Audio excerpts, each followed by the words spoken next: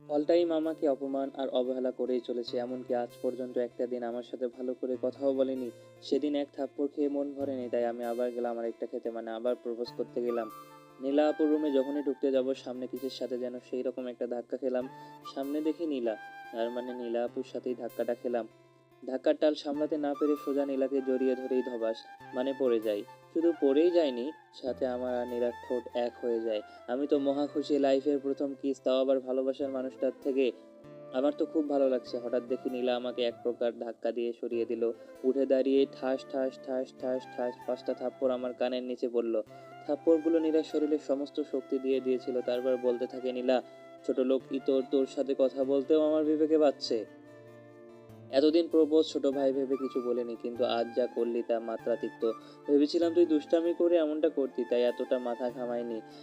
আমি আমি ইচ্ছা করে করিনি।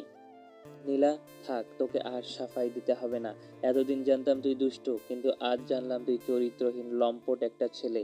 আমি নীলা, আমি তোমাকে ভালোবাসি। উপমা, ভালোবাসিস তাই না? তোর ভালোবাসা আমি বের করছি। দাঁড়া। উপমা কথাটা বলে কোথায় যেন চলে গেল। আমি গালে হাত ডলছি, হাতটা ঠোঁটের কোণে যেতেই কিছু ভেজা ভেজা হাতে লাগলো। হাতটা সামনে এনে দেখি, এমা, আমার ঠোঁট কেটে গেছে। নীলা আপু এত জোরেই মেরেছে যে আমার ঠোঁট কেটে রক্ত বের হচ্ছে। ঠোঁটের কোণ থেকে রক্তগুলো মুছলাম, তখন নীলা আপু কাকে যেন নিয়ে আসছে, আর তাকে বলছে যে, নীলা আস, দেখে যাও তোমার ছেলের কীর্তি। একটু পর দেখি মা আমার সামনে এসে দাঁড়িয়ে। মতিউর, নীলা যা বলল তা কি সত্যি? আমি মাথা নত করে, হ্যাঁ মা, সত্যি। সবার সাড়া পেলেই খুব শীঘ্রই দ্বিতীয় পর্ব দেব।